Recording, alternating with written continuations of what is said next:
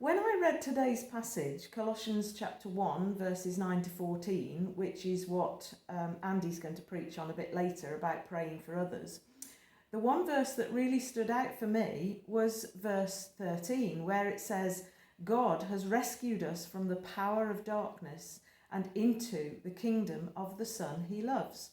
I thought, what does all this mean? That verse really stood out for me, and I thought, what has Jesus done for us by bringing us out of darkness into light? I mean, it doesn't mean literally switching a light on. So what does this all mean, do you think? Well, I don't like the dark, if I'm honest. I'm not frightened at all, but I just don't like these as the nights draw in, and when it gets colder. I'm not too keen on winter, if I'm honest. So I just don't like the dark that much.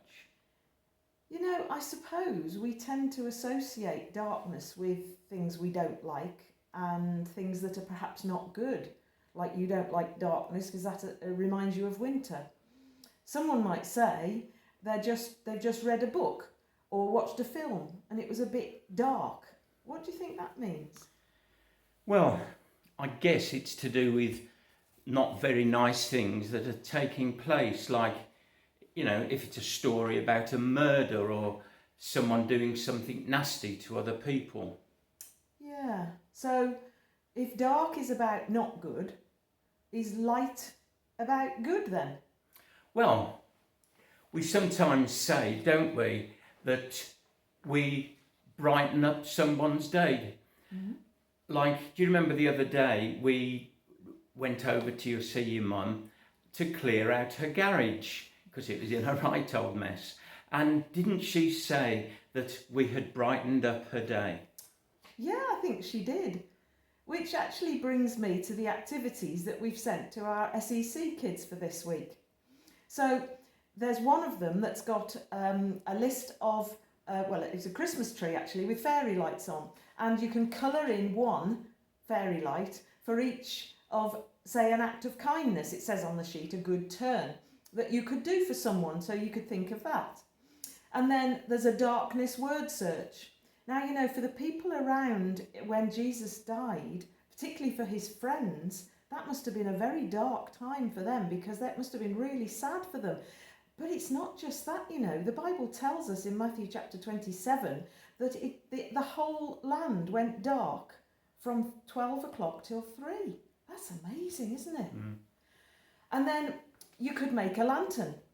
A lantern is a light, isn't it? And you don't have to have, it says on the sheet that you have to have a sheet of paper that's 30 centimetres by 21.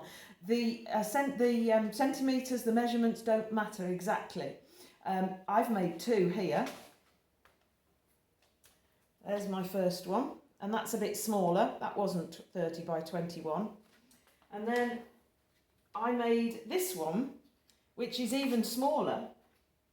And I put it inside one of those artificial fairy lights because I thought it looked really pretty. There it's gone green and now it's gone purple. But whatever you do, guys, don't put a lighted candle inside any of these lanterns that you make because that would be a fire risk, wouldn't it? And then finally, well, not finally actually, but the little children have got a light. Jesus said, I am the light of the world colouring sheet to do. So if you'd like to do that, little ones, you're going to need your yellows and your oranges to make it really bright and light. But finally, there is also a word circle. If you want to do this, it's about, there's a circle and there's some letters in the circle. And it's about trying to make as many words as you can from the letters in that circle. And there are 7 letters, and there is 1 word you can make by using all of the letters. If you would like to do that, and if you'd like to send in your answers to me by email or by WhatsApp, ask your mum or dad to do that, I will give a prize to whoever gets the most words.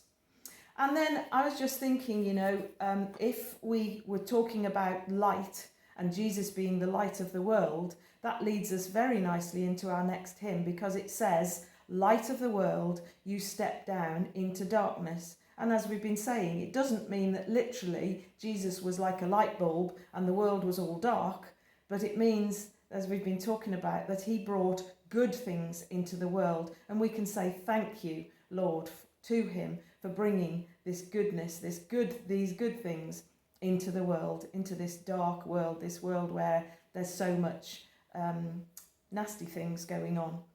So we can also then pray for each other, as Andy's going to talk to us about later. And I'm looking forward to seeing what else Andy's going to share with us. So, light of the world, you step down into darkness.